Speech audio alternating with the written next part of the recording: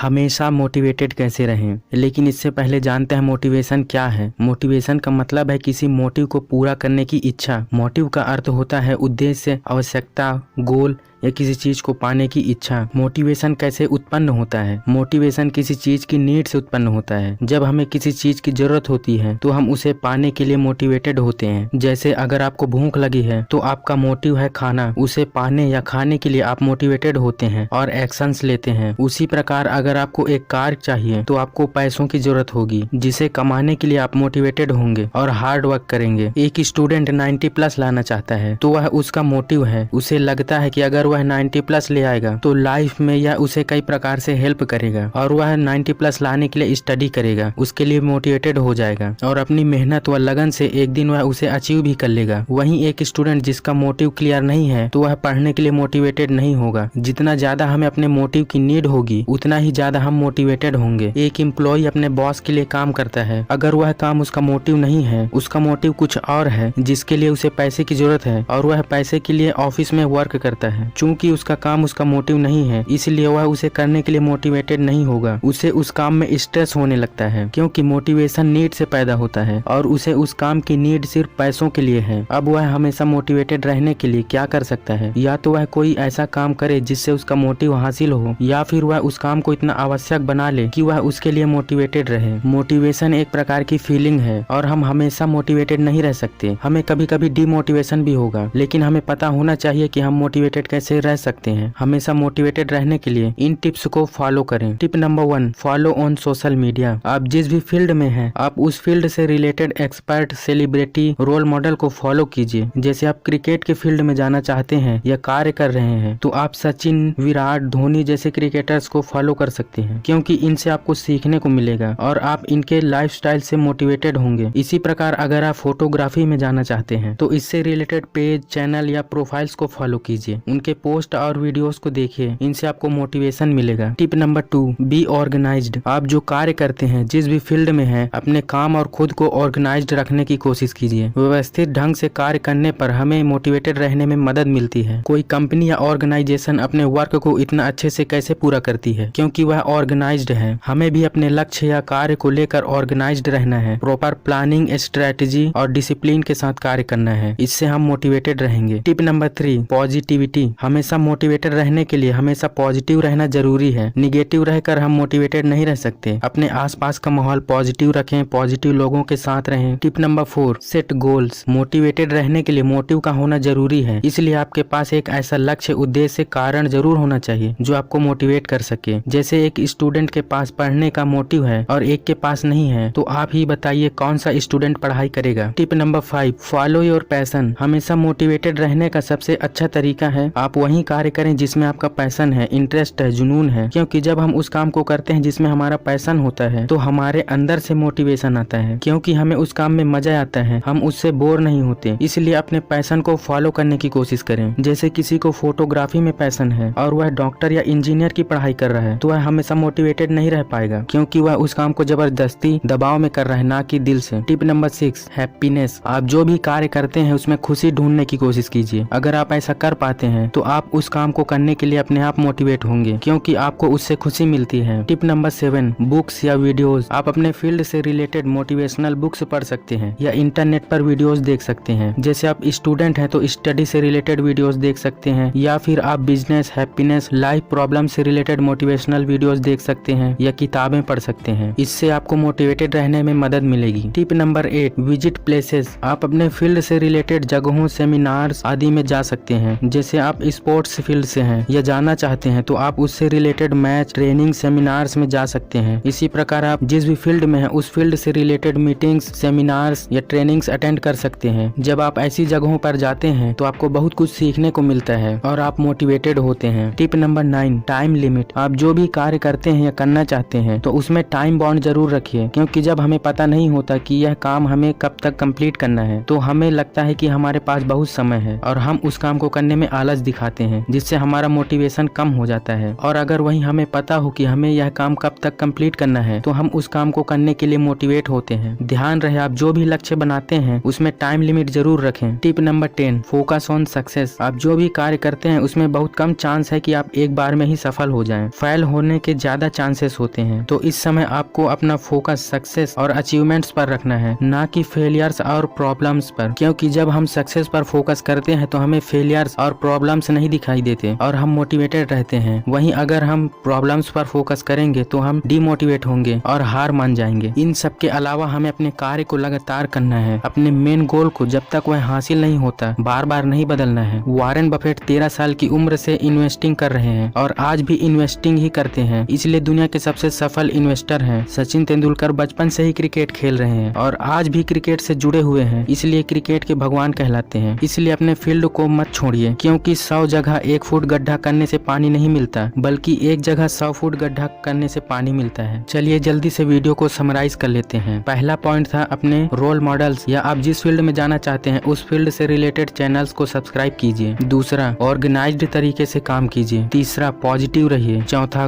Goal set कीजिए। पांचवा, अपने पैशन को फॉलो कीजिए। छठवां, अपने वर्क में हैप्पीनेस ढूंढने की कोशिश कीजिए। सातवां, मोटिवेशनल बुक्स पढ़िए या वीडियोस देखिए। आठवां, अपने फील्ड से रिलेटेड जगहों पर जाइए। नौवां, अपने वर्क के लिए टाइम लिमिट सेट कीजिए। 10वां, सक्सेस पर फोकस कीजिए, ना कि फेलियर्स और प्रॉब्लम्स पर। अगर आप इन टिप्स को फॉलो करते हैं तो लगभग हमेशा मोटिवेटेड रह सकते हैं। अगर इसी प्रकार की वीडियोस और देखना चाहते हैं तो चैनल को सब्सक्राइब कीजिए और नोटिफिकेशन को ऑन कर लीजिए, क्योंकि जब भी हम इस प्रकार की वीडियोस अपलोड करेंगे आपको नोटिफिकेशन पहुंच पाएगा।